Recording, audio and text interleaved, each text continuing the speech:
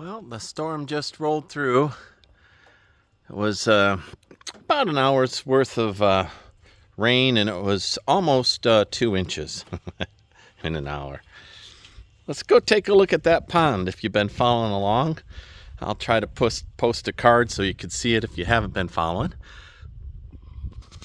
This is Steve, 1,000-year home. So just went through a little Texas storm. Pop-up shower, I would say. But Texas is a land of extremes. So I say a shower, but it was hail and 40-mile-an-hour winds and 2 inches of rain in an hour. And that's the way Texas is. That's after, on my ranch, about 100 days of, I'm going to say, no rain. I only had 4 100ths in 100 days. Listen, that's tough stuff right there. Let me rotate. The horses, they don't know if I'm not going to feed you guys. I'll reassure you if you're worried about the storm. I got out there and started pulling weeds out of my garden. That looks pretty good if you've been following along. I got the weeds out. I got the cardboard down, and then I'll put topsoil on it. They call that lasagna gardening, when you put cardboard down over this year's garden and then you put soil on top of it. It's a good way to garden. So let's see what that storm did in the way of this little pond that I'm digging out. For those of you who've been following along, 45 minutes ago, that was a dry hole. And I think that I will not be able to dig that again. I think that's, I don't think it'll soak in. I think it'll just stay right like that. So right there in that spot, that's 2.5 feet deep or more. I see the water's running through my pipe. I wanted to put some cement bags down in there and reinforce that with some cement. I'm not going to get to. It's done. But I'm not complaining. I'm glad maybe the drought's over. I say maybe the drought's over. Texas tricks me. I go, oh, rain, and then I'm like, it'll be good. It'll be beautiful from this day forward. That's not how Texas works. It's a tough state. It's a tough environment. Killed all my trees. Look at this little pecan. He was the last one alive, and I babied him, and down he went. That's what this is all about, is to build enough water around here that I can dip water out and then get water into the roots of pecans that I'm going to plant underneath this mesquite, and then I'll cut the mesquite out once the pecans get, appreciable sized. Pecans are natives, so they'll be able to handle this.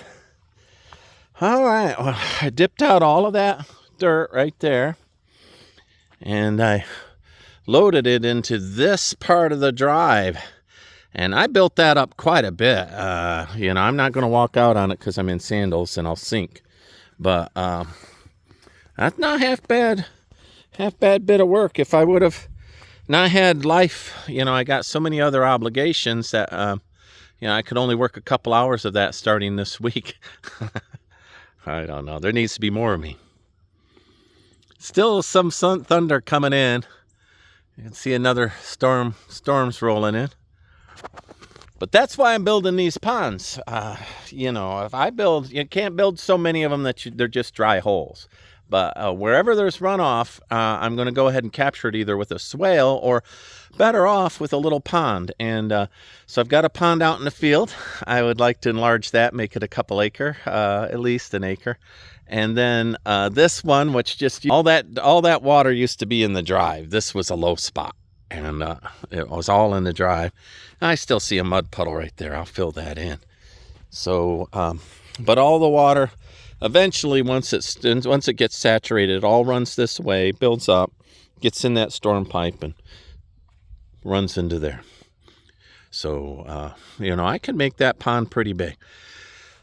So if I would have had big equipment, I could have had that all done and a sizable pond right there. But that's all the farther I got in 2 days of digging. About 6 hours. That stuff was hard as a rock. So and then there's 2 other spots where the water runs, and it goes all the way down to a river on the other side of my 30 acres.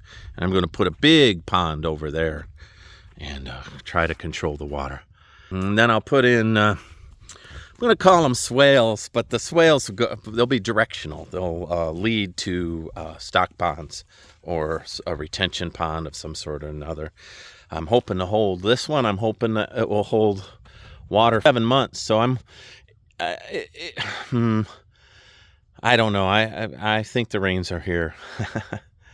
And so next summer I'll pump it out. I might dig this out a little bit more, but that'll go muddy in a heartbeat, and then that tractor will sink right up to its axle. So you know, I don't want that. I've already pulled that out once with the winch. How'd you guys do in the lightning and storm? I saw you standing out there. They have not been rained on all summer long, so they really enjoyed this bit of rain, didn't you? Oh, Blaze, you little happy thing. You're a good horse, aren't you? He is a good horse. And there's Uno. He's a good horse, too. Oh, no. I call Blaze Jake. I don't know why. And Hank here I call Uno. We had an old horse, older than him, maybe even 50 years old. And hey, boys, stop it. I get in there. They get jealous, see? Hank gets in there, Blaze gets in there and shoos away Hank when he gets loving. Little pathetic little things. You need to learn to share, Blaze. All right. How beautiful. All right. Well, this is Steve at 1,000-Year Homes. Thank you for stopping in, watching. I appreciate you. I appreciate you watching this. This is good. I like this. I was really depressed with the drought. It was just, I tell everybody it's like Bill Murray's Groundhog Day, but instead of cold, it's heat. Every day's the same. Dust and heat, dust and heat, dust and heat. And it's killer heat. So you can't even walk away from that. Hey, Blaze, you can't crowd me like that, buddy. I don't like that. He would curl up in my lap if he can, but that's a big horse. That's a big horse. So I got to teach him how to stand off and not be quite so cuddly. You're a good boy, though. All right. Well, thank you for watching. Thank you for joining in. Appreciate it much. Y'all have a good day. And he just wants attention. He just wants reassurance. That's all he wants. Isn't that something? Big old thing like that. And I'm scared. I'm scared. All right. Bye.